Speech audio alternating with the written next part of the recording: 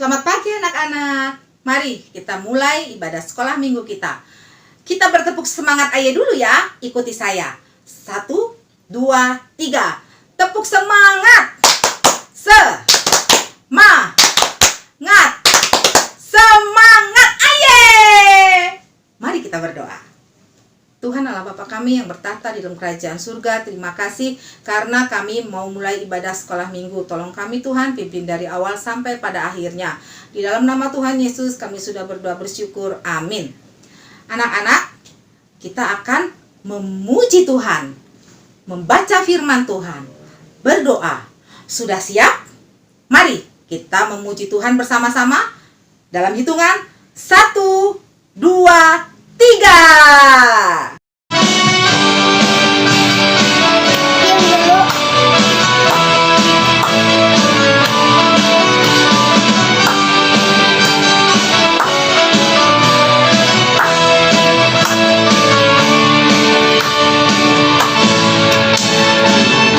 Badannya besar, tapi aneh kakinya pendek.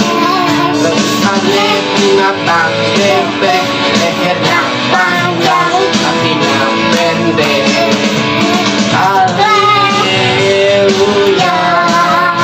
Tuhan Maha Kuasa. Haleluya,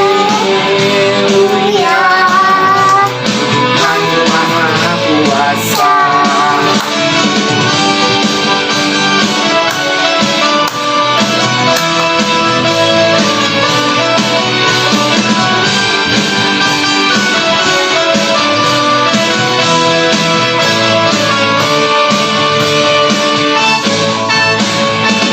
Badannya besar, tapi aneh kakinya pendek. Aneh binatang bebek, lehernya panjang, kakinya pendek. Haleluya, Tuhan Maha Kuasa. Haleluya, Tuhan Maha Kuasa. Haleluya, Tuhan Maha Kuasa. Haleluya, Tuhan Maha Kuasa.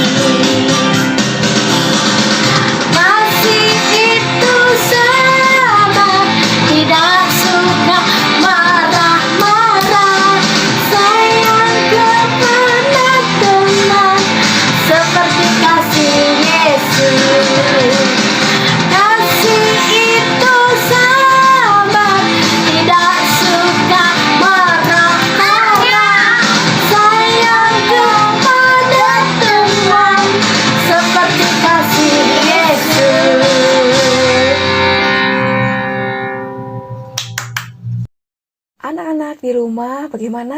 kita tadi sudah sama-sama memuji Tuhan. Masih tetap semangat ya?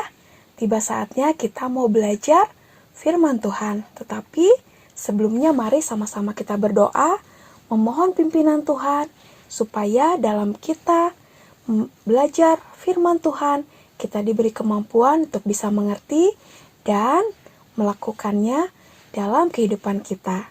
Mari sama-sama kita berdoa. Bapa yang baik, kami ucap syukur pada saat ini kembali kami mau belajar firman Tuhan lewat sekolah minggu kami. Tuhan, pimpin kami, tolong kami supaya kami boleh belajar, boleh diberi pengertian, dan supaya kami pun diberi kemampuan untuk bisa melakukan apa yang Tuhan perintahkan lewat pembacaan firman Tuhan pada pagi ini. Terima kasih Tuhan, kami sambut firman-Mu dengan sukacita. Hanya di dalam nama Tuhan Yesus, kami ucap syukur dan berdoa. Amin. Anak-anak, minggu kemarin, anak-anak sudah belajar tentang kasih. Hari ini juga kita masih belajar tentang kasih. Mari yang sudah bisa membaca, persiapkan Alkitabnya. Mari sama-sama kita membaca dari 1 Korintus 13 ayat 4-6. Kasih dalam perbuatan. Mari sama-sama kita membaca. Kasih itu sabar, kasih itu murah hati.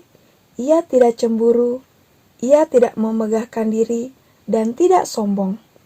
Ia tidak melakukan yang tidak sopan dan tidak mencari keuntungan diri sendiri. Ia tidak pemarah dan tidak menyimpan kesalahan orang lain. Ia tidak bersukacita karena ketidakadilan, tetapi ia bersukacita karena kebenaran. Anak-anak di rumah, kita mau belajar bagaimana tanda atau ciri-ciri hidup di dalam kasih. Yang pertama, kasih itu sabar. Contoh kasih itu sabar adalah anak-anak mau mengantri. Mungkin ketika anak-anak menunggu giliran, atau mungkin dalam berbaris masuk kelas, atau mungkin mau masuk wahana permainan, anak-anak harus mengantri. Dan anak-anak tidak mudah marah. Yang kedua, kasih itu murah hati. Bagaimana dengan murah hati? Murah hati yaitu anak-anak mau berbagi dengan saudara, dengan teman-teman, dan tidak pelit. Yang ketiga, kasih itu tidak cemburu. Kasih tidak cemburu. Apa artinya? Anak-anak tidak boleh iri dengan kakak, dengan adik, atau dengan teman-teman. Mungkin anak-anak ada yang punya mainan baru, atau nilai di kelas nilainya terbaik. Nah, anak-anak tidak boleh iri.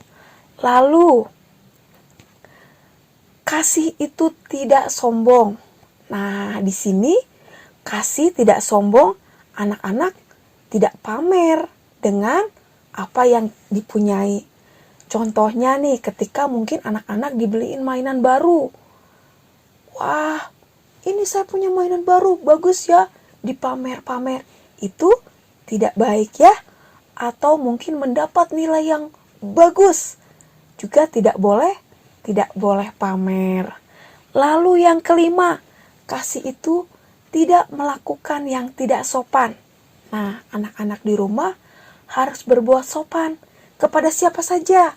Kepada orang tua, mama papa, kakek nenek, orang yang lebih tua, kepada guru di sekolah, atau kepada guru sekolah minggu. Jadi anak-anak tidak boleh, kalau misalkan disuruh, teriak-teriak atau tidak mau.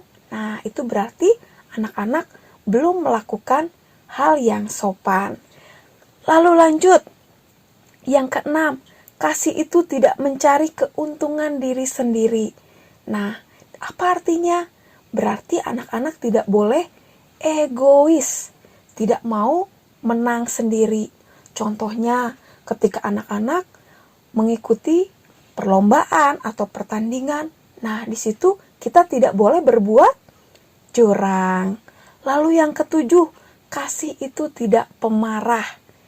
Siapa di sini yang masih suka marah-marah? Ada? Ada? Iya, kasih itu tidak pemarah. Contohnya, mungkin ketika ada teman dari anak-anak yang melakukan kesalahan tidak disengaja. Nah, anak-anak tidak boleh berbuat kasar kepada teman anak-anak tersebut. Lalu yang kedelapan nih, kasih itu tidak menyimpan kesalahan orang lain. Jadi mengajarkan kita untuk tidak mendendam. Mungkin ada saudara kita, kakak kita, adik kita, atau teman-teman kita yang mungkin berbuat kesalahan kepada kita. Nah, kita tidak boleh menyimpan dendam atau ingin membalaskan. Nah, anak-anak, mungkin selama ini ada yang masih suka pamer, ada yang masih suka marah-marah. Kalau disuruh orang tua masih tidak mau ataupun membentak atau pura-pura tidak mendengar, atau masih suka menyimpan kesalahan orang lain. Kalau ada temannya yang nakal, wah, nanti aku balas. Nah, apakah itu masih boleh dilakukan? Tentu tidak ya anak-anak. Tadi kita sudah membaca di 1 Korintus 13 ayat 4 sampai 6. Anak-anak sudah paham ya bagaimana kasih itu harus dilakukan. Kita sebagai anak-anak Tuhan harus mau hidup di dalam kasih. Jadi yang pertama apa? Kasih itu sabar, kasih itu murah hati, kasih itu tidak cemburu, kasih itu tidak sombong, kasih itu tidak melakukan yang tidak sopan, kasih itu tidak mencari keuntungan diri sendiri, kasih itu tidak pemarah, dan kasih itu tidak menyimpan kesalahan orang lain.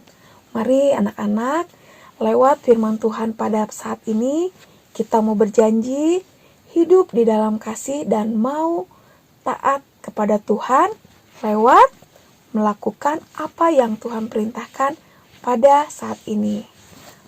Demikian firman Tuhan pada saat ini. Mari sama-sama kita berdoa. Tuhan, kami ucap syukur untuk saat ini. Kembali kami diingatkan bagaimana kami harus hidup di dalam kasih. Tuhan, tolong kami, mampukan kami setiap hari dan setiap saat untuk melakukan kasih yang sudah Tuhan ajarkan kepada setiap kami. Terima kasih Tuhan, kami ucap syukur dan kami juga memohon ampun jikalau kami masih melakukan hal-hal yang tidak berkenan. Tuhan, kiranya kami mau terus belajar untuk terus berbuat kasih seperti Tuhan Yesus yang lebih dulu mengasihi kami. Dan kami pun mau mengasihi orang tua kami, teman-teman kami, saudara kami. Terima kasih Tuhan, kami ucap syukur dan berdoa hanya di dalam nama Tuhan Yesus. Amin. Anak-anak, saatnya kita mengakhiri sekolah minggu kita. Nanti setelah selesai, kamu dan saya akan memberikan persembahan. Masukkan uangnya ke dalam amplop, berikan kepada orang tua, nanti akan diserahkan kepada gereja. Dan kedua, kita akan merayakan Paskah. Dan perayaan Paskah kali ini spesial karena ada lomba menghias telur. Caranya bagaimana ya? Dengarkan baik-baik. Paskah Sekolah Minggu Gereja Baptis Efrata Bandung, ya. Lomba menghias telur Paskah. 1. Kirim foto tutorial cara menghias telur. Foto-foto tutorial dijadikan dalam satu foto dalam bentuk kolase. Hiasan telur harus ada gambar salib dan ayat Alkitab yang berhubungan dengan Paskah. Pengumpulan maksimal hari Sabtu, tanggal 27 Maret 2021. Foto dikirim ke guru masing-masing kelas. Pengumuman pemenang pada hari Minggu, tanggal 4 April 2021. Tiap kelas akan dipilih satu pemenang. Dan hadiah untuk pemenang adalah hadiah yang menarik sekali. Kamu mau? Silahkan hubungi guru sekolah minggu masing-masing. Dan yang terakhir, ajak sebanyak teman-teman kamu untuk menonton Habatus. Mari kita berdoa. Kami bersyukur karena Tuhan sudah memimpin sekolah minggu pagi hari ini. Kami mohon Tuhan terus menolong kami untuk hidup dalam firman Tuhan sehingga nama Tuhan dimuliakan dalam hidup kami. Terima kasih Tuhan Yesus, kami berdoa bersyukur. Amin. Selamat hari Minggu.